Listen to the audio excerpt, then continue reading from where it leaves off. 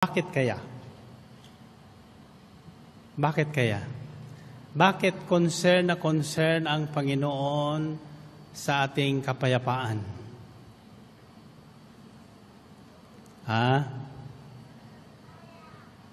Bakit? Ayaw na magulo? Sapagkat pag wala sa atin ang kapayapaan, ano naghahari sa atin? Takot. Takot. Kapag tayo ay laging takot, ano ang mangyayari sa atin? Manginginig ang tuhod. Laging kabado. Amen ba? So, balisang-balisa. Kapag laging takot ang tao, umiikli ang buhay. Sapagkat ang takot ang pinagbubuhatan ng sari-saring problema sa buhay. Minsan may mga taong takot na takot, hindi naman alam kung anong kinatatakutan nila. Sino sa inyo ang takot sa multo? Yung totoo lang. Sino ang takot sa multo? Yung hindi nagtatas, hindi takot sa multo? Kung ngayong gabi magpakita siya ng multo, hindi kayo matatakot? Kadalasan ang ating kinatatakutan mga bagay na hindi natin alam at hindi natin nakikita. Totoo hindi? Mga bagay na hindi natin alam o hindi natin nakikita. O kaya malaman man natin, wala tayong magagawa. So ang aking babahagi sa inyo is how to keep your peace during times of trouble. And how important is peace to everyone. Gaano ba kahalaga ang kapayapaan sa buhay ng tao at paano natin mapapanatili ang kapayapaang kailangan natin. Akala natin, nung una, nung ato'y binatat dalaga, sige na nga, manligaw lang ako at mag-asawa para matahimik. Nang magkaasawa na tahimik ba? Sige na nga, manligaw lang ako at mag-asawa para matahimik. Nang magkaasawa na tahimik ba? Lakasan nyo. Bakit? May asawa na ba kayo?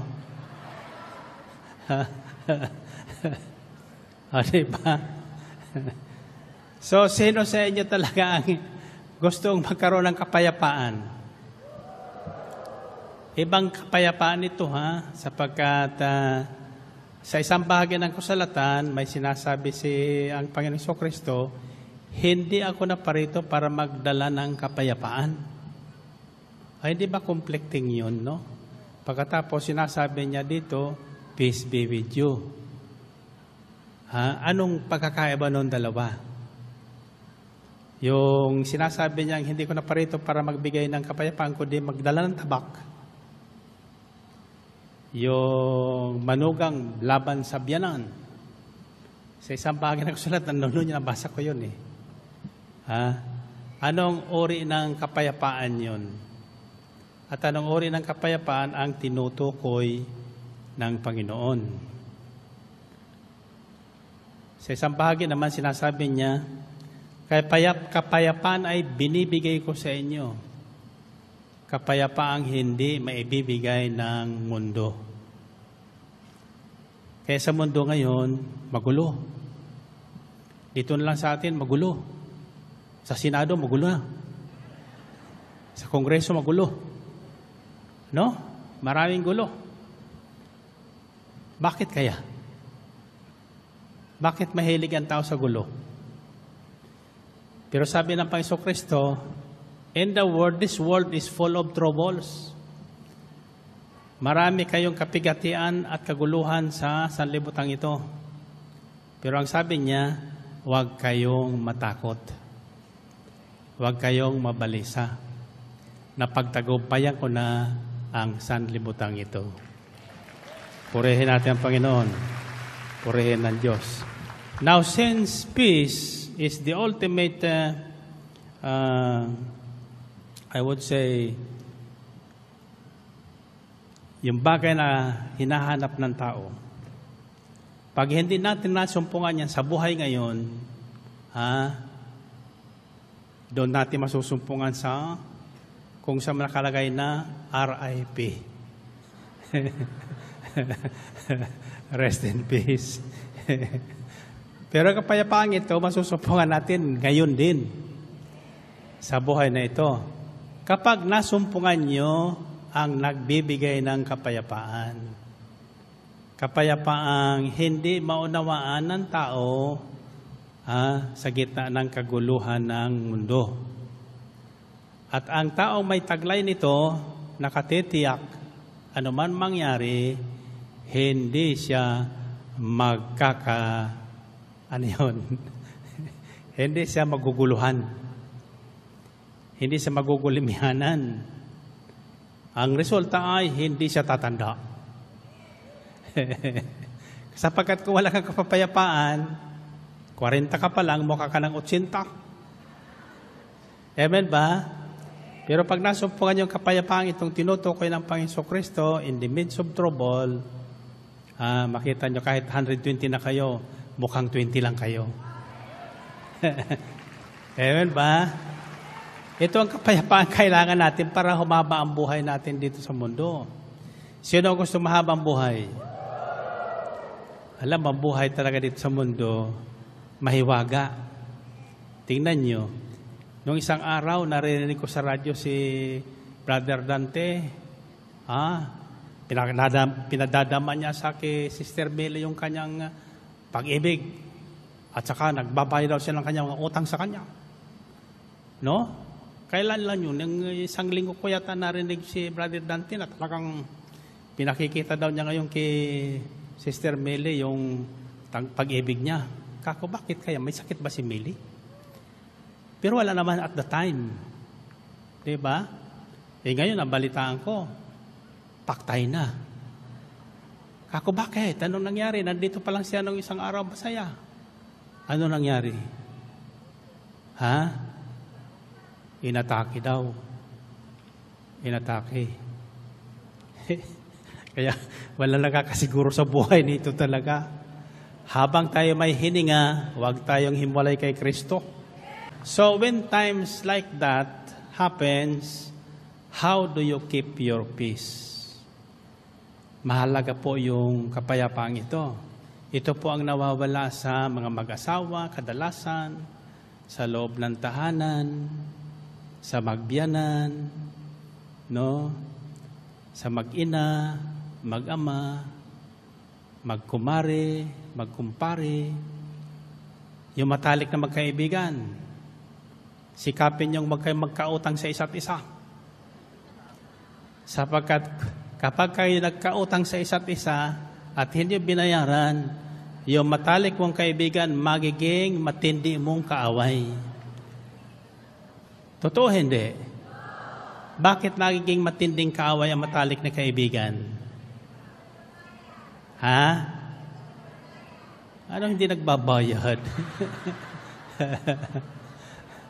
Hindi kasi, yung matalik mong kaibigan, na ipagtatapat mo ang lahat na sikreto mo sa buhay. Wala kang tinatago sa kanya. Kaya kapag inaway ka noon, inaway mo siya, lagot ka. Marami siyang sikretong nalalaman sa iyo. Amen ba? Pero ang Panginoon, kahit malaman ang sikreto mo, hindi ka ibubulgar. Amen? Kaya siya lamang talaga ang nagtataglay ng kapayapaang hindi masusukat dito sa mundo. So, related po ito doon sa topic natin ng karayang Martes, when trouble strikes. Kapag ang kaguluhan ay dumarating, sabi sa Santiago, is any one of you in trouble? Ano daw instruction? He should pray. Is any one of you happy? Ano? Now, when you're in trouble, are you happy? So, in other words, when you are happy, you are at peace. Wala kang trouble. So, whether in trouble or out of trouble, we should always pray. Lagi tayong nananalangin. So, my little lesson tonight is how to keep your peace. Yung peace pong tinutukoy dito, hindi po yung kapayapaan sa magkaibigan sa isa-isa. Sapagkat yan po ay madaling masira po ang kapayapaan yan. Hindi kailangan magbayad ng utang, lagot na. Out of peace na kayo. Pero itong kapayapaan na ito ang tinatawag na inner peace. Kaya kapayapaan sa ating loob. Kaya kapayapaan sa ating isipan. Na anuman mangyari sa ating paligid, nagkakamatayan na, ay yung kapayapaan na yun ay nananatili. Hindi tayo naapektuhan ng mga pangyayari. So the first step to keep your peace is found in Philippians chapter 4, verses 4 to 7. It says, "Rejoice in the Lord always. I will say it again, rejoice. Let your gentleness be evident to all. The Lord is near. Do not be anxious about anything, but in everything, by prayer and petition, with thanksgiving, present your requests to God. And the peace of God, which transcends all understanding, will guard your hearts and your minds in Christ Jesus." Magalak kayong lagi sa Panginoon.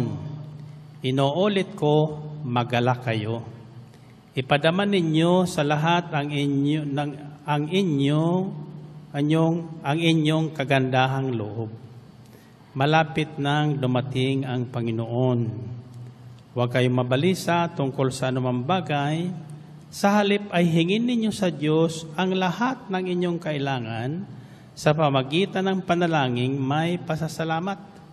At ang di malirip na kapayapaan ng Diyos ang mag-iingat sa inyong puso at isip sa pamagitan ni Kristo Jesus. Narinig niyo yun? So, ang unang prescription para tayo hindi mawala sa ating kapayapaan, ano man mangyayari, namatayan, may nagkasakit, nanakawan, iniwan ng asawa, sumakabilang bahay, tumakap ng pakamalintiks, yung pala sa iba. Pag wala kang kapayapaan ito, siguradong gira ang aabutin mo. Subalit, pag taglay mong kapayapaang ito, tudo pasa lang. Kahit nakita mo nang may kahawak ng kamay, sasabihin mo lang, praise the Lord, hallelujah, para tumakbo ang kabayo. Amen ba? So, sa ano man daw bangay, magalak tayo lagi. Because the opposite of trouble is peace. And the ingredient of peace is joy. Alam niyo yung ingredient? Anong tawag doon sa ingredient? Sangkap. Sangkap. Kapag ikaw ay may kapayapaan, inner peace, lagi kang masaya. Lagi kang nagagalak. Lagi kang umaawit ng papuri sa Panginoon. Lagi kang nagpapasalamat. Lagi kang nakangiti. Amen ba? Hindi mo makita isang taong taglay ang kapayapaan ni Kristo na akala mo, walang problema na yan. Sapagkat lagi nakangiti yan. Hindi mo yan mahalatang galit sa'yo. Oh. Nakarap sa'yo pero nakangiti pa rin yan. Bakit? Hindi siya naapektuhan ng anumang sasabihin ng kanyang kapaligiran. Alisan mo man yan ng tungkulin, alisan mo sa posto, alisan mo ng kapangyarihan, okay lang. Hindi sa maapektuhan. Tuloy lang ang kanyang pagpupuri sa Diyos. Sabi sa 1 Thessalonians chapter 5, verses 16 to 18, be joyful always. Nakita niyo ang salitang always? Ano ibig sabihin ng always? Lagi. Lagi tayong magalak. Magalak sa Panginoon. No? Natagaan pa. Praise the Lord. Amen ba? Nadukutan. Praise the Lord. Nanakawan ng bag na may pera. Praise the Lord. Amen. Amen ba? Hallelujah. Bakit? Pera lang yun eh. Be joyful always and pray continually and give thanks in all circumstances, for this is God's will for you in Christ Jesus. Magalak kayong lagi, maging matyaga sa panalangin, ipagpasalamat ninyo sa pangalan ni Kristo Jesus ang lahat ng pangyayari, sapagkat yaon ang ibig ng Diyos o ang kalooban ng Diyos. Ano ang kalooban ng Diyos? Yung nangyari? Kalooban ba ng Diyos yung naputulan ka ng daliri? Hindi, pero magpuri ka pa rin. Bakit? Naputulan ka na, napupuri ka pa. Ano? Nanakawan ka na, nagpupuri ka pa. Kalooban ba ng Diyos yun? Hindi. Ang kalooban ng Diyos, ano man mangyari, magpasalamat ka at magpuri sa Diyos. Amen? Sapagkat walang nangyayari sa atin, sa tao, na hindi alam ng Diyos. Bakit tayo kailangan magpasalamat? Sapagkat mayroon tayong Diyos na tutulong sa panahon ng ating pangangailangan. Amen ba? Second, what I'm sharing with you is to keep your peace. Ang bawat Kristiyano, ang binyagang Kristiyano, sa totoo lang ay hindi dapat nababahala sa anumang bagay. No? Bakit? Binibigyan tayo ng kakaibang kapayapaan. Ang kapayapaan yan ay nanatili ng sandaling ibigay sa atin ng Panginoon ang Espiritu Santo. Isa yan sa bunga ng Espiritu Santo sa buhay ng mananampalataya. Kapayapaan. Kapayapaan na galing sa Diyos. Kapayapaan na hindi mabibili sa palengke. Kapayapaan na hindi maibibigay ng asawa, magulang, kaibigan, etc. Kapayapaan na hindi matitinag sa gitna o sa panahon ng kaguluhan. Ano man ang nangyayari, you are at peace with yourself all the time. Kaya lagi kang malusog. Sapagkat payapa ang kalooban mo. Sa sandaling mawala ang kapayapaan na yan, sasakit na ang loob mo, sasakit na ang ulo mo, sasakit na ang bulsa mo. Marami na sakit na mararamdaman pag nawala yung kapayapaan na yun. Totoo hindi? Nasundan nyo? So, mahalaga po ang kapayapaan itong binibigay sa atin ng Panginoon. Ito ang isang susi sa pampahaba ng buhay. Pampahaba ng buhay. Amen ba? Bakit maraming bigla ang inaatake ng alta presyon? Nawawala sa kanila ang kapayapaan. Amen ba? Sometimes yung mga ganyang sakit, hindi naman sa kinakain lahat yan eh. Ang sabi sa akin ng aking doktor pagkatapos sa aking ma-bypass noong 98, sabi niya, malakas ang puso mo, iwasan mo lang ang stress. Iwasan mo ang stress sapagkat ang stress, number one na nagpo-produce ng cholesterol sa katawan mo, sa ugat mo. So, ang sabi ko sa kanya, Dok, sabihin mo yan sa misis ko. Anyway, sinabi talaga ng doktor. So, ang ginawa naman ni Sister Belen, talagang mabait siya kasi ka-opera ko lang eh. So, lahat na pagkain na binigyan ng instruction ng doktor, yun ang inanda sa akin, ay walang kalasa-lasa. Walang asin, walang ganito, kasi bawal daw. Ay, lalo ako nagalit. Lalong tumaas ang alta pressure ko, blood pressure ko. Ayun, lalo kang may stress. Bakit? Nawala yung kapayapaan na bigay ni Kristo eh. Nawawala din pala yan. Pangsamantala. Pero ituturo ko sa inyo ang mga bagay na ito na anuman mangyari, hindi talaga mawawala ang kapayapaan na yan. Magugulat ka. Mabibigla ka. Pero in a few minutes, balik yung kapayapaan na yun. You will be at peace with yourself. Siyempre, sino nabibigla yung nawalan ka ng 10,000? Magugulat ka siyempre, magagalit ka. Sino yung magagalit? Hindi yung magagalit na yung inaasahan mo, hindi dumating. Amen ba? Siyempre, magagalit ka.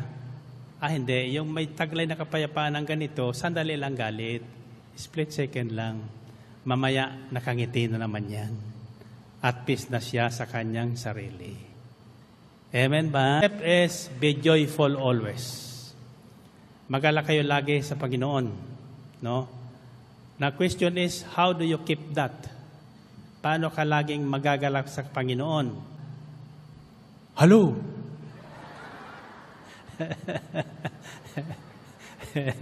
Gusto nyo malaman? Okay, mamaya. Sabihin ko sa inyo. Second is, to keep that peace, para hindi mawala yan, in that spirit of joyfulness, do not be absent in the assembly of joyful believers. May kasabihan, misery loves company. Ano ba yung misery sa Tagalog? Kapighatian, naghahanap daw yan ng kasamahang namimigati rin.